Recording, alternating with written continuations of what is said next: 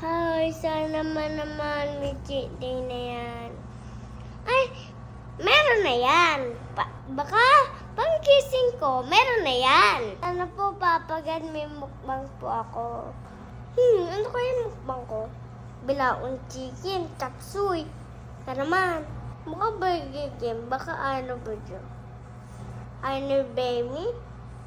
Army Navy? Hindi Army Navy yun. Baka konti snakit.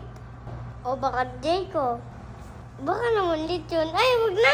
Kakaya na lang. Heto na nga guys, may dumating na po na mukbang ko. Maraming salamat sa Diyos. Guys, hinihintay ko na yun. May dadating mukbang. Ngayong cheat day na naman nga ni Liam, may dumating sa kanyang delivery. At syempre, siguradong kilala nyo na kung sino ang nagpapa-cheat day kay Liam weekly. At eto ngayon si Ate Melissa at Kuya EJ from Toronto, Canada. Bilang chicken. Hindi yung bilawang chicken. That's palabok ata. Palabok.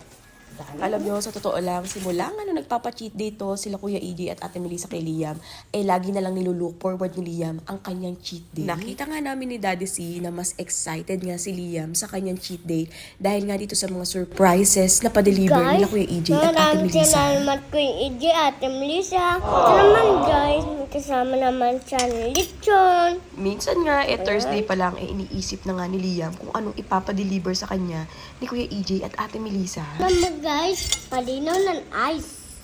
Yes.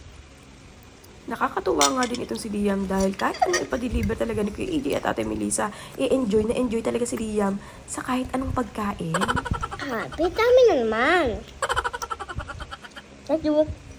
Let's eat. Minsan nga, sa sobrang saya nito ni Liam, napapa-voice over talaga siya sa kanyang cheat day vlog. Naalala ko nga, meron pa ngang nangyari na may tinanong si Liam kay Daddy C. Sa lawak ng isip nito ni Liam, napatanong nga siya sa Daddy C niya kung malaki na daw siya or lumabas na yung kapatid niya kung tuloy pa rin daw ang kanyang cheat day. Hindi nga agad na-gets ni Daddy C, kaya naman pina-elaborate niya kay Liam. Yun pala, yung iniisip din niya kung may fans pa daw na magbibigay sa kanya ng pang cheat day. Guys, samahan natin. Masarap dito. Mami, bilis mo yung pansit. Ang sagot naman sa kanya ni Daddy C, wag mag-alala siya dahil kahit walang magbigay sa kanya ng cheat day, itutuloy pa rin namin ang pagbili sa kanya ng kanyang cheat day. Naku, para nga sa inyong kaalaman po, si Liam ay sigurista rin talaga. Ito guys, yung hammer egg. Sa loob, may meto siya. Dessert ko po ito. Para nga sa inyong kaalaman din, kada kakain si Daddy C at saka si Liam, hindi sila sanay ng walang matamis after meal. Kaya naman pagkakatapos talaga kumain, may dessert talaga itong mag-ama ko. Kung hindi inumin na matamis, chocolate naman.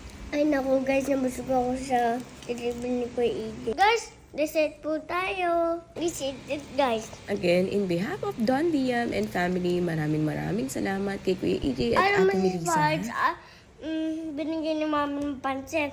Tapos ay kumain at ate. Ano arte? Ay, kala niya madumi. Ang paka-ate. Huwag ka nang kumain. Huwag ka nang kumain, ate mo.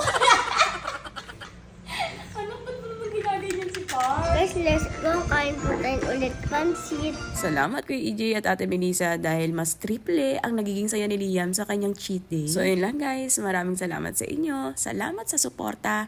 Love Don Liam and family. Bye-bye!